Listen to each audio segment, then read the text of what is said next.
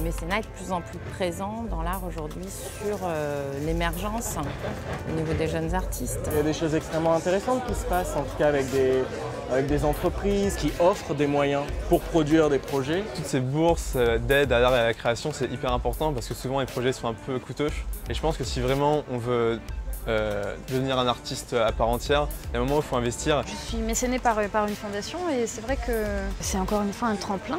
Mais en tout cas, il est certain que la plupart des artistes aujourd'hui qui sont des jeunes artistes et qui se montrent, sans mécénat, il serait très compliqué à ce qu'ils soient visibles dans le réseau des institutions. C'est ce qui est intéressant d'ailleurs quand on va voir les fondations privées, on ne voit pas forcément ce qu'on voit dans les musées publics. La question que le mécénat a toujours posée, d'ailleurs, ce n'est pas une question exclusivement contemporaine, c'est justement quelles sont les contreparties, quelles sont les conditions qui président à ce geste-là. Il y a un certain nombre d'artistes qui craignent de vendre leur âme pour le mécénat, mais le mécénat est aussi vieux que l'art. Les entreprises doivent faire du mécénat, doivent soutenir les artistes. Maintenant, elles ne doivent pas les maquer, j'ai envie de dire. Donc les gens qui mécènent et qui veulent soutenir les artistes doivent accepter la liberté de parole et de création.